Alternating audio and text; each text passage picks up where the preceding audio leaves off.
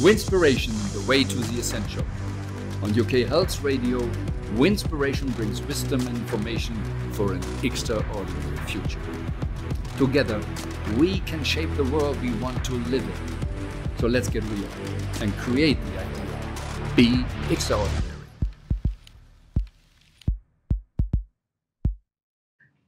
Hello again, another episode of Winspiration Radio. And it will be inspiring again because it was last time when she was here. Last time when she was here, I said, let's talk in a session about consciousness. But we not really did it. We talked about a lot of things. So we ended the session with, okay, next time we talk about consciousness. And so she is here again, Rebecca Bellin-Sonnenburg. And in between the last session and today, we did together a seminar about consciousness. And the participants said, oh, it was really, really, really, really, really good for them. Big consciousness, widening, I would say, awareness, higher levels, where we don't like really high, expanding consciousness. So we will try it in this session again. Welcome, Rebecca. Being here again. Last time we jumped to a lot of things. This was extremely interesting, and we know the world is so complex that we have a lot of topics. But if we try to reduce this to the topic consciousness, where maybe everything else is included, now we had this seminar trying to be at the edge of modern science of consciousness.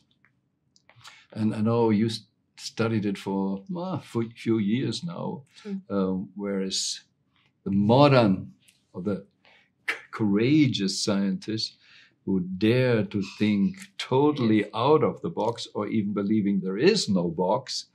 Correct. So can you give us a kind of introduction, how you see this, what is consciousness, and what could we learn out of it, and how could we use the modern understanding? Yes, so a short summary. How much time do you have? It's not so easy because you mentioned two things, my own development in that area and the seminar we have just had last week, which is just facilitated together. And we could see after in a very intense week that the people could do, our participants could do, and they were very open-minded, that the participants could do a real leap of consciousness. We get all the feedbacks. I have received a few more this morning. There's a lot going on. So it's possible. But when you start this journey, because it is so contradicting with everything we have learned before, it is actually mind-boggling at the beginning. And I remember, I think I mentioned it last time, that I have a history of consciousness, actually kind of since my childhood. But nevertheless, I was taught all the other paradigms of the scientific world and how everybody receives reality, which was also for me kind of mind-boggling to see now that what I've always sensed seems to be the right one, the reality, but the other reality we have agreed upon is there and actually determining our daily life.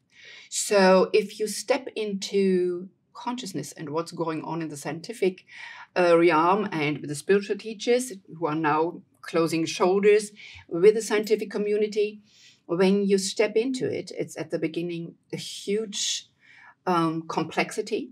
And I remember when I started to go for my so-called heroes in my fabulous four in consciousness, like Kastrup and Hoffman, when I started to follow their work, there were days where I really had to switch it all off for a few days, because otherwise I thought, how can I manage my daily life? How can I actually talk with anybody about the so-called reality and the other reality? I think that and Donald Hoffman always refers to it as well, and all in the community are actually very interested and relate a lot to it, to the movie The Matrix at the end of last century, which for the first time confronted us with the idea there might be a matrix, there might be a construct. And it was in those days the movie, and people were struggling with it, but fascinated and everything. So now we are facing the truth, or what you would say, just the basic reality. There is a matrix, and we are all doing this. We are actually weaving our so-called reality every day, all together, all of us. And underneath is just consciousness. And we are connected the entire time to consciousness, but we are not aware of our consciousness, only from time to time in glimpses, because we are actually living the so-called reality, or call it matrix. So yeah, that's a big story, and I totally understand when people say it's too complex. On the other side, when I see all the developments in the world at the moment, you can go for climate, war scenarios, governments, go for all of it, which is all every day broadcasted through all kinds of media and bombarding you the entire time. This is too complex too. Meanwhile, people can't actually digest the complexity of news and facts which we are bombarded by every day. It's hard for them to get things clear and to know what is real, what is actually affecting me. And then you already start to go to consciousness, because when you start to reflect, to take yourself for a moment out of what's happening and reflect what's real here, what's affecting me, how I resonate with what, and then you are starting already the process of consciousness in a new way. But who has the time? How many people on this planet at the moment do have the time, do have that luxury doing it? And on top, we are not educated to do it. So does it give a little bit of the idea what... No, as we did the seminar together, I understand quite well what you want to say, but I'm not sure if you really understand it, depending what your level of consciousness in this way is. And that's why I try to ask something when we talk about the me or I. And we know already from the brain science that what they discovered, especially with modern technology, computers, in the last 10, 20 years, that they needed to accept, okay, 80% of what we believed so far is, let's forget it. Yeah. We need to rethink that. And the modern neocortex, this wonderful thing where you can create everything and then create the illusions, but if you're identified with it, then you have a tough time. And then if you stay there, everything is extremely complex if you look like kind of horizontal to everything. But those who have the so-called near-death experience, and the idea is to say, the last moments of life, or the neocortex, I just say that bubble bursts, and all these identification fictions are gone, then the more true self sees it all, and it seems not so complex for them. They see the complexity, but it doesn't feel so complex or stressed anymore. So in this way, just going on the kind of meta level and watching it, it can still be stressy because you see so much, but it's not meaning directly you're really out of the bubble or the matrix. You can be in the matrix on the meta level. You are on all these levels, but I would, when you started to explain it, I would kind of disagree right from the beginning, because the first thing is to realize, what if there is no brain, there is no neocortex? Because if there's only consciousness, and we have made up all of that, and then the body, the brain, which I sometimes think it's a great receiver, and a big filter and a sensor and so many things, and but it's just a tool to look into the other world and to connect it. We are, as you quite rightly mentioned, we are here in this matrix, and we have to live here. And all the experiences which we are doing here are real for us. We experience real experiences. It's a reality in this matrix, which we have agreed upon that we are playing it like a game. So we play by the rules, and everything here is I think it would be great real. if we really understand it as a game. That would be funnier, hey? Even if I realize also when people sitting together playing a game, they can fight also. Right? That's true.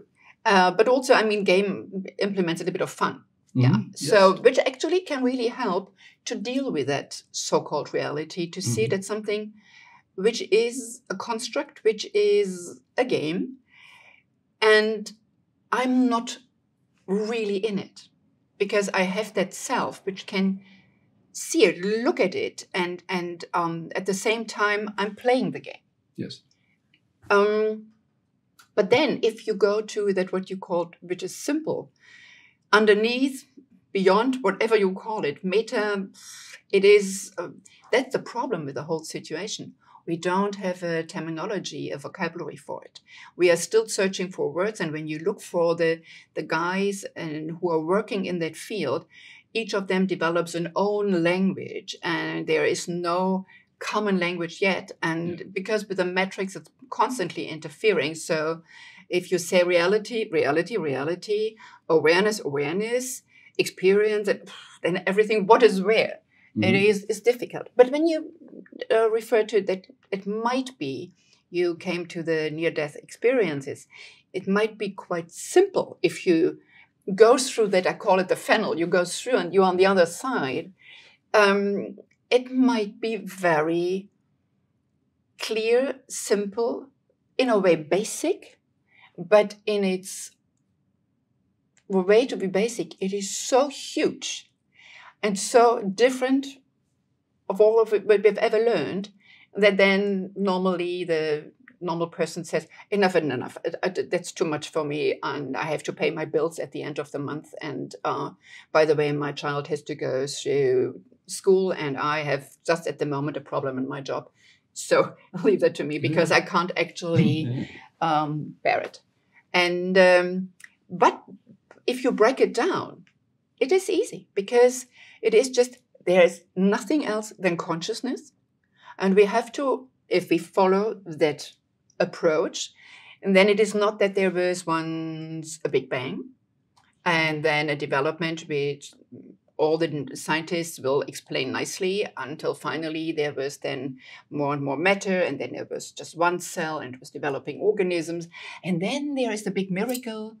One day there was consciousness. And that's the problem for all of them. Nobody can say how out of that matter which they have defined, there was always, how could that develop to consciousness? They can't make it. Not with all kinds of scientific approaches, they can't do it. And this is the fascinating part, without going into details here and bore anybody with it.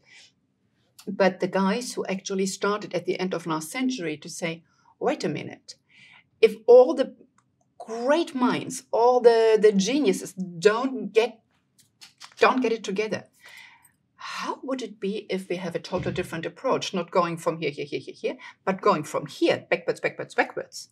And all of a sudden, they could prove there was always consciousness. And consciousness has created the whole story, the whole game. And all of us is consciousness, which is normally the point where people say, enough is enough, give me another drink. Yeah. No, it just, if I interpret it right in this way, in the Bible it says in the beginning was the word and not the matter. Yeah. So it is a kind of, that's why they call call it also Geist in the German, or spirit, there, and out of this, it's like we see the blue sky, and one day there is a cloud, and then one day comes rain out of the blue sky. So what is this really? And in my book, Better the Whole World Against Me Than My Soul, I have this situation with the super brain professor from Germany. And he says all the memory is in the head. Because, like you said, they're thinking only in matter. Only in matter. It needs to be all in matter. But what if there is no matter? Yeah, but first of all, a lot of things are not true, because if you take parts out, people can maybe remember anyway or do it different. And so the idea is also the few, or the fabulous Fab Four you mentioned, they think really the consciousness is out of the body. We have out of the body experiences and everything, what's called spiritual, but that's more the normal thing. So the consciousness develops somehow the body, and not. It is the point which we had for centuries was that there is, and it was actually really affecting us even in scientific research, even in the last century, dramatically in a way. We were already flying to the moon and talking about visiting Mars, and we were still very much hesitant to go into brain, the research of the brain, because there was that belief system, there is a place for the soul. And it was, for a while, really slowing down a lot of things. There was so much respect, and they couldn't explain it. It was the other point. So there was always the idea that there is that soul in it, and there is everything in that matter, in that body, and it's inside, which again is a big challenge for people who go into that kind of approach of consciousness. What if consciousness is everywhere? So the body, if it's a construct to deal with that so-called reality here, consciousness is everywhere. It is inside, outside, everywhere.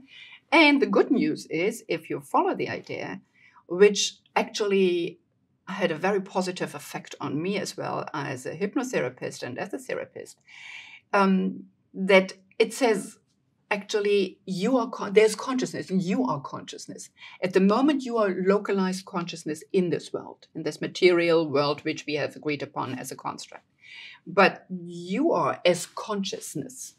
You have been there before that life in that game. You are during connected with all the consciousness, and afterwards you are still consciousness.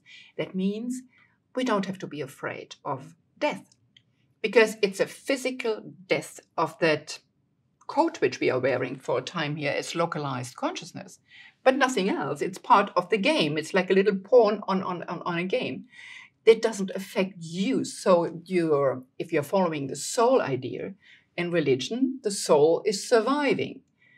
They leave some, depending on which religion you go into, they leave some questions open where you come from, but make it quite basic. You are existing the entire time, and you are playing that game at the same time, which I think is fascinating, and was for me also much easier to explain why I, from my early childhood on, have so-called past life experiences.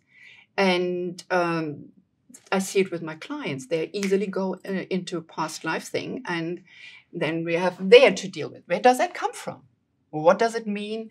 So what is a receiver or brain or whatever doing here?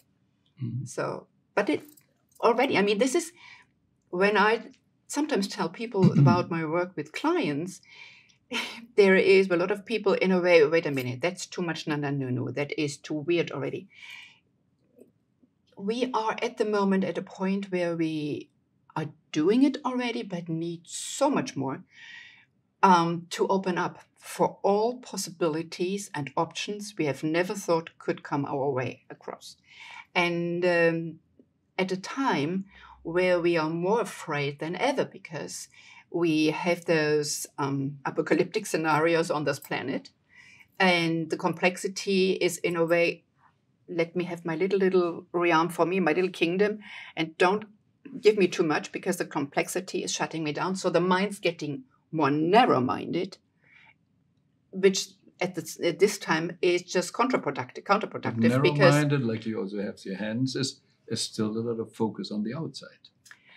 a lot of people even don't want to have a focus on the outside. They want to build their little... They don't want to see it, but they don't still want to focus see it. on the outside. Yeah, maybe. In a few cases, I also know some people will really say, my family and this, that's it. I don't switch on any news any longer. I just switch it all off. Which is when you go into consciousness, it doesn't work because you're in it anyway. No, and your family would be also still on the outside. Yes, Yeah. yes. So it wouldn't really help. But at the moment, what we need is the opposite of reducing and containing ourselves. It is just the opposite. We need to be open, permeable, to get everything in, all the information. Because when we realize we are consciousness, we are connected anyway. Why do we shut all the windows and doors, close, and just open up and go with the flow? And then you can relax, because what if everything is okay in a way? Because we are all in it. The judgment. Yeah. But that is, I know that it is. I have sometimes those dinner talks when I'm meeting people, and this is not a topic which runs very well, because most of the people don't want the whole world is from school and everything is focused on the outside material stuff. I use the example of like not just a body. Imagine the soul is a driver and the rest is the car. So a lot of people think the meaning of life is having a lot of cars or have more expensive cars or whatever, but they don't take care of the driver. And then one day they need to get rid of the cars, and then the driver has nothing. So if we see it like that's this, also a picture, okay? That we, as a driver, our job is to maybe in this life to get more experience. And but that's a question. Maybe. No. The question is, which stage of consciousness is the driver? Yeah, for sure. But the complexity also comes because we have so many more car companies. They have so many more models. If I only think in cars, which car I should buy, and focus only on the outside, then I'm in stress. If I'm really with the driver, it's so much easier to figure out what kind of experience I want to do. And then it reduces already the complexity to which car I should go. So it would help also start from there. Yeah, if I'm aware of myself, that's the whole consciousness. Yes. If I'm just a pawn and not on that game board, then I play the game and I'm stressed. Yeah. And look at our Western world. The majority of people is overstressed. Yeah. And they're tired. You see a lot of people who are so tired. And we have great talks about work-life balance, which I think is one of the biggest lies they can tell people. I mean, the majority of people is working to make a living and have a weekend and vacation in order to have those short little glimpses to work again. I need the vacation, and then I start the whole roller coaster again. And there is no balance. I don't know who puts that word balance into it. And when you don't do this whole game without consciousness, then it's, excuse my French, it's bloody exhausting. Because, and you age fast. If you age with consciousness, if you go through that game in a way with consciousness, then it is fascinating. And I mean, we can really go backwards in time. We are now in 2023. If you go back to the 3rd and 4th century before Christ, where the great minds like Plato and his scholar Socrates, no, actually, he was his teacher, Socrates, and his scholar was Aristotle.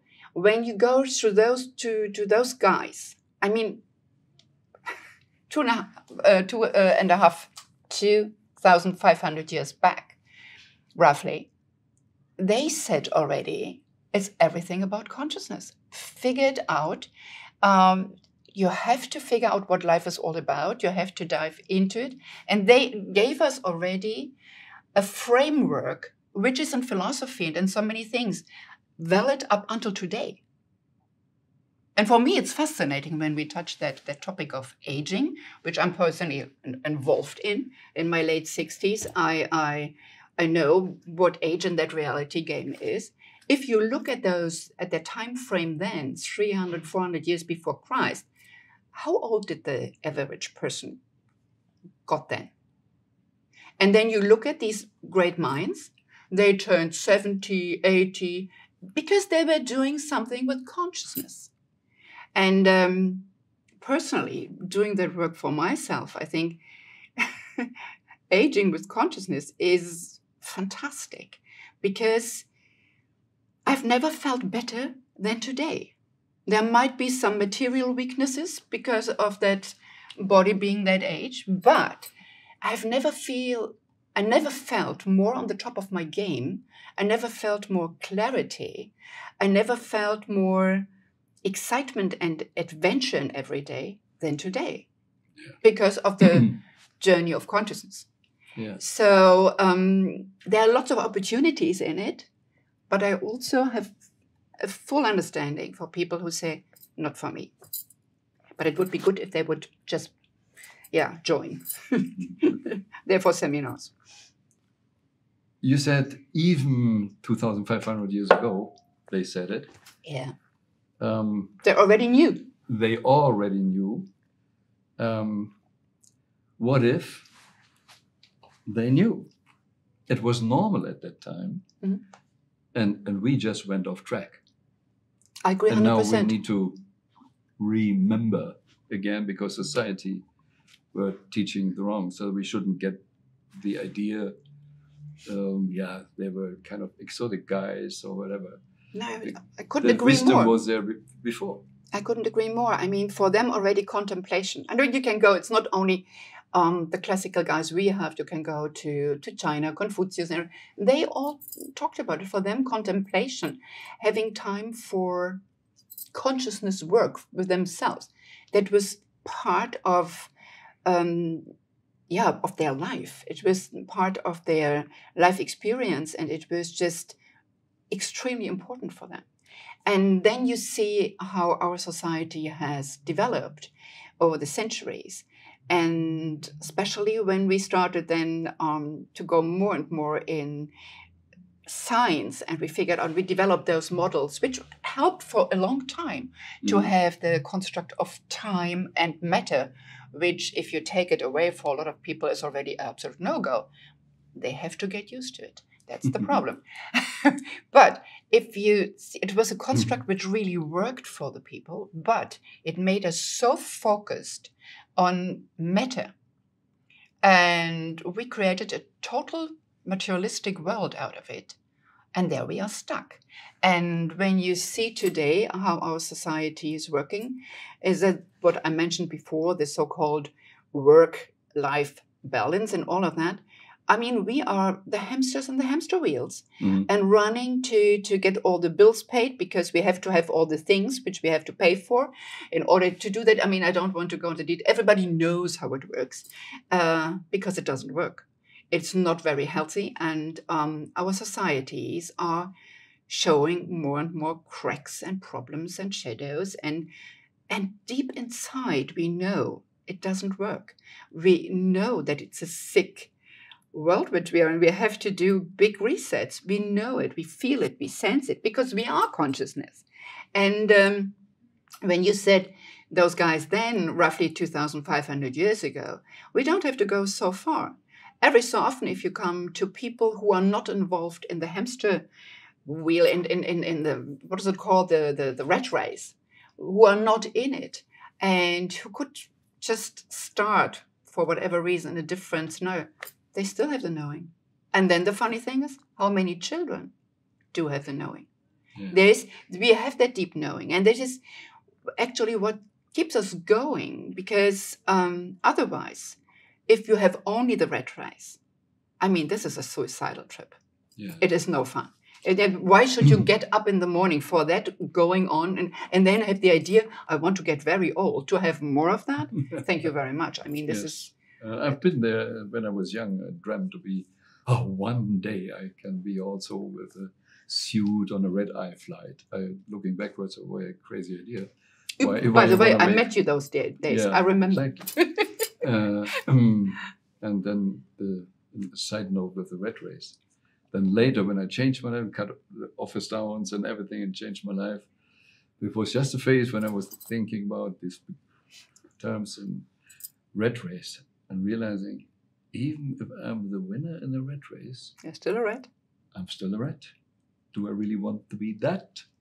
Okay, That maybe famous should quote from Lily Tomlin. rethink I love it. what is in life to do. Yes, you're still a red. Today, I try a simple thing, not focusing on matter so much as when I coach people or to teach people what at speaking or whatever. There is this survey. After you listen to a speaker, 2 weeks later, 3 weeks later, what do you remember? And survey says 7% words. The rest is totally different. It's the energy, body language, Yes. and so on. Yes. But if someone is preparing for a speech, what are they doing? 100% on the 7%. So that it's the same idiotic thinking and focusing kind of on the matter and wondering why things and like in companies and management, they close the door that nobody can hear it, what they're secretly discussing, but everybody feels it. Yes. Yeah. Yes. So deep inside we know it. Deep inside we know it, but we don't want to look at it. And don't we trust us? We know it and ignore it. How could we trust? Yeah, that is because actually, if you are in the rat race or on the game or whatever you call it, it's not so easy to be there and trusting. Only if you have, back to consciousness, if you are working with yourself, when you are actually really not only running through the rat race, but realizing and in contemplation figure out, I have done this, I could have done this, I have done this, without beating myself down, without giving me too much, just look at it and see how life is, and getting that idea, that's the game, myself is here. When you get that, then you can develop more and more because you see what's happening, what's unfolding, what you are creating with others. Then you can actually develop a nice sense of trust into consciousness. And then everything from there on is much easier. The last time we mentioned that we as kind of with the animal come on planet Earth, but not like horses or cows. The young calves and everything, they can just walk directly.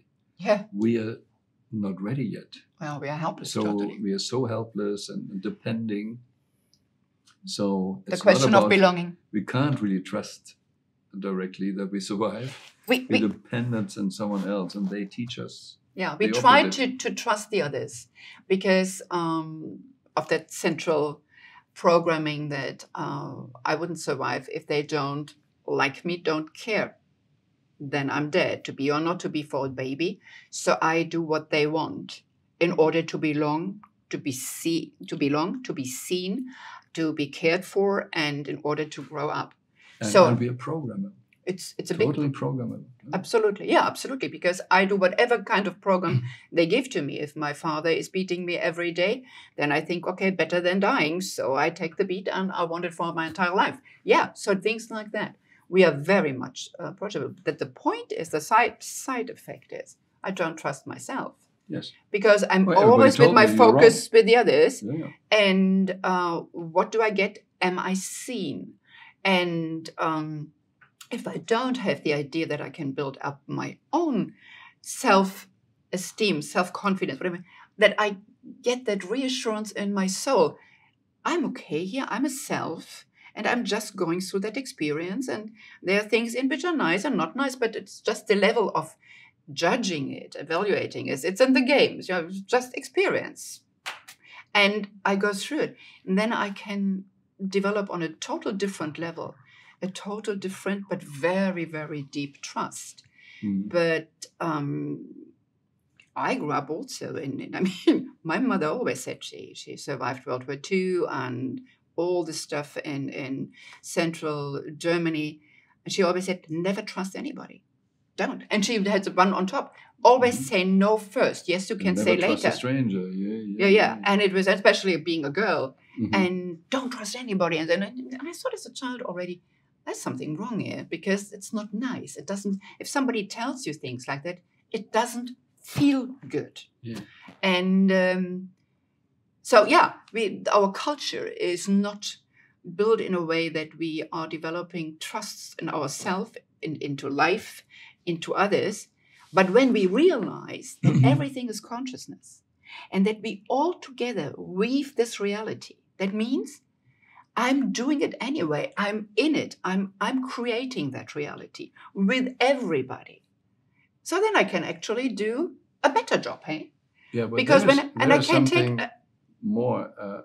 What I think needs to be aware of, like everybody nearly knows about goal setting. We should have goals and everything, but most people don't get it right because they coming back to consciousness. They're conscious never and working towards the goal, and that is hard and often not succeeding. That's why you need to go on the frequency of the goal and work from there.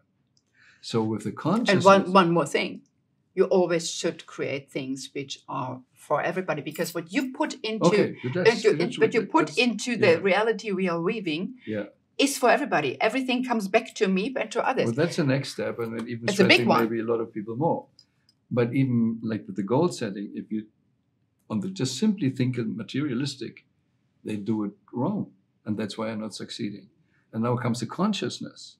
Like you said, we have the chance to create something better, but they do the same mistake. They try from the little materialistic point where they are to work through consciousness, not understanding if we are consciousness, we never work from there. We are there already. That's the way. And just turn it 180 degrees around. And so I'm consciousness. So what is the experience from there I want to have? And then you can deeper. Like I said, there is the writer of a book or like a film or whatever. Then comes the director, and then comes the actor, and then comes the role. It goes always, and then you can really experience That's true. the actor. But the other way is not really and working. the point is what you just quite rightly explained and described. The point is when I'm coming from consciousness, with the awareness that I'm actually consciousness and I'm in everything with everyone, the oneness, that we are all one. From that moment on, you probably give less ideas of how I create for that localized consciousness now a Porsche or something. So if we are all okay with each other and have a better world, then we drive probably a lot of things which are better than a Porsche. And I personally think a Porsche is not the peak of creation. There might be so many better ideas, but we can create it together, coming from oneness, having the awareness and the consciousness, and taking the responsibility that I have a constant input in everything. So when I'm complaining the entire day, and when I'm one of those lovely drama queens, which are sometimes cute and sometimes annoying, but it's a game which is taken. Everybody likes it. It's one thing we have on society agreed upon it. It's much easier to come into an office in the morning or having a lunch meeting and saying, oh my God, that traffic. And then on top, the elevator didn't work. And I tell you, this day it was just, Then to come in and say, what a great day. Everything today was fine. And I had a great insight last night or something. People would look at a person coming in like that, if it's not a special meeting, in a way, what did she put in her pipe this morning? Because we are not used to it. But we create with that drama culture, with constant complaining as a short-term effect, oh, you poor one. So I belong because we are all doing it together, and I get a little bit of a shoulder pat. I can say, okay, I'm accepted here, I'm well respected with my drama. But we create a not so nice reality together because we create constantly a drama reality. Yeah, that's and more of sure. that, and more of that, and more fighting and everything. But the single drama queen has already stress inside. Yeah, so that is in the physical game, she is. Yes. Yeah, it's not even good for her. The immune system, which is part of that Yes. reality. So true. Yeah, because we are not capable, with lack of awareness, taking care of ourselves. Okay, we put it on others, and then we look for other drama queens instead of realizing that we create it. Everything what is inside we create. Yeah. Yeah. I mean, the quality of the personal awareness creates the quality of the life of this person. Yes. And the quality of consciousness.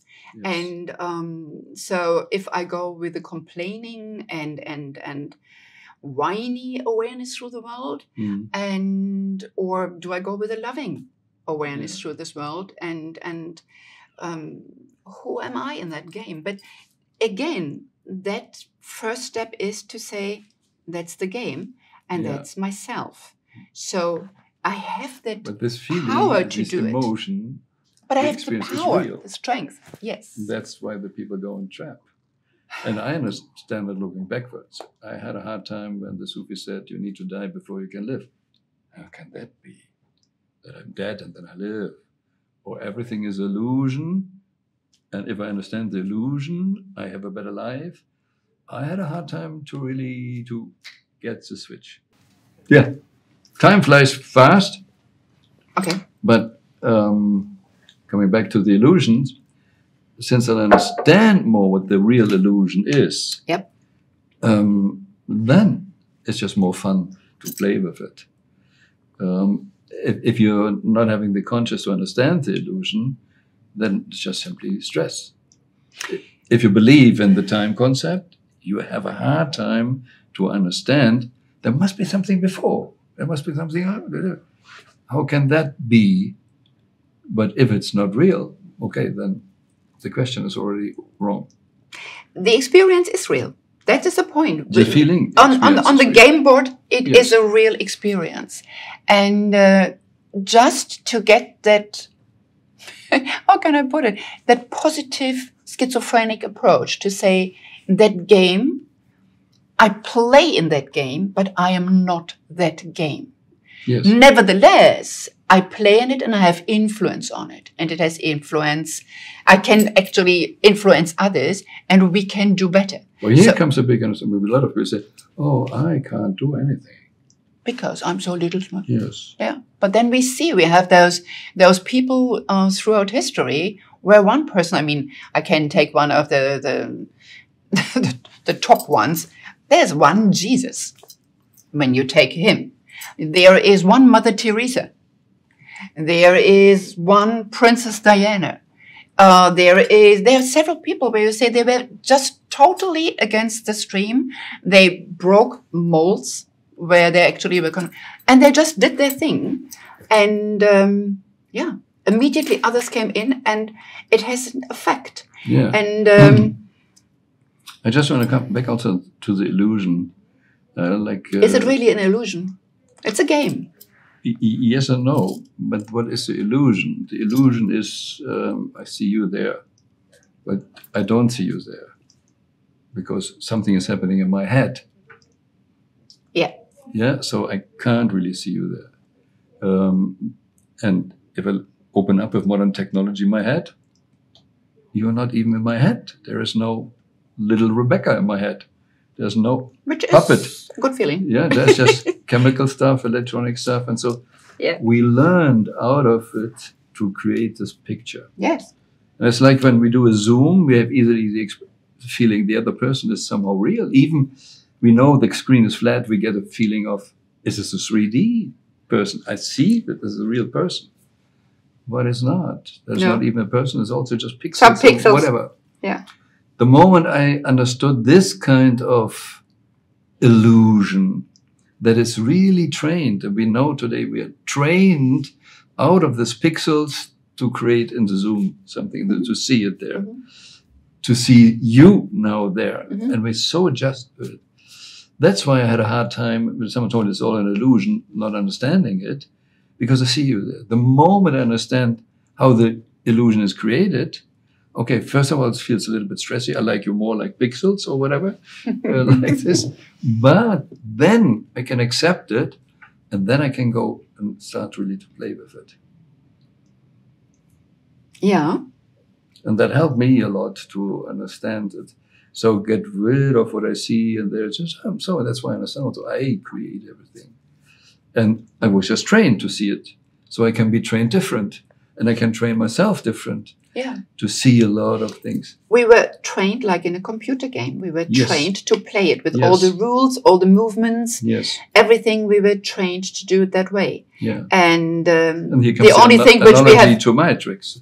Yeah, but yeah, absolutely. But there are a lot of things in it which are lovely. Take the Matrix, when that one, I think the name is Cypher, when he then eats that Matrix steak and has a red wine, and it tastes better than what he gets on that spaceship. Yes. And there are some nice things in it, but nevertheless, the point is, it's a personal choice. It's a personal choice. That's more to and understand. the personal choice, I think, when I work with clients, unfortunately not so much in the corporate field, because they are so overwhelmed with the rat race. Yes. And they're limiting the game. Yeah, and the higher up you get, the higher the price is, the loneliness and the energies around it. So there's sometimes, meanwhile, when I see it through the last 30 years, or even longer, I can see there is a little bit of more and more realizing that can't be everything. And they are open for other things, but more on a personal level. The game is still the rat race game. I think we have to make a decision what we want to do. And when we all can feel, and it's interesting when you see on YouTube videos of the Fabulous Four, and you see how many people are following, and you see how many people are giving what kind of comments and everything. There is more and more a huge Opening.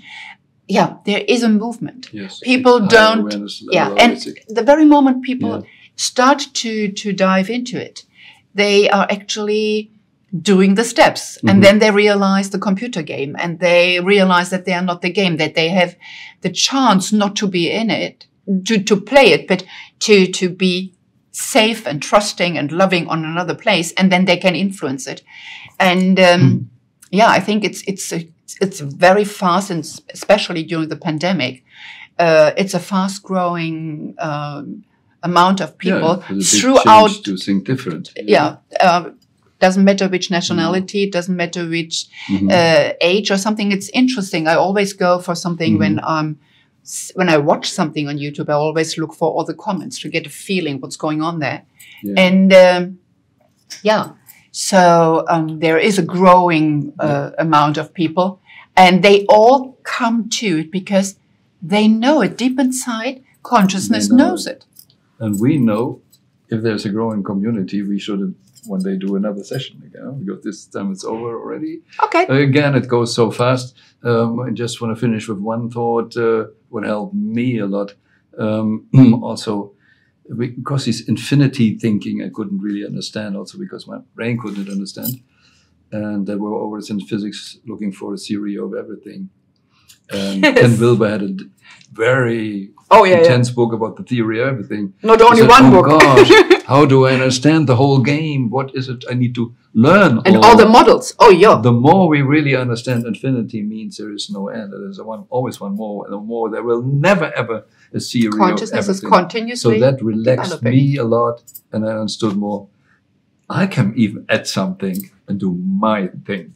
And so we can create also what Winspiration is for a better future for us all. And believe it or not, but you better believe it, the best is yet to come. This was another episode of Winspiration Wisdom and Information to support you getting out of illusions, false identifications, limiting beliefs. We all have the power and potential to be more, do more, have more, give more. Reality is what is possible in the universe, and the best is yet to come. If you want to dive deeper into possibilities of creating the extraordinary future, go to winspiration.global or to wolfgangsonnenburg.com. More information and some free downloads like the email program Dream Goals Reality or a copy of the book The Best Is Yet to Come can be found on the UK Health Radio website under the Listen on Demand and Presenters section. Join us again next week on the Winspiration Show for more wisdom and information to create your extraordinary future.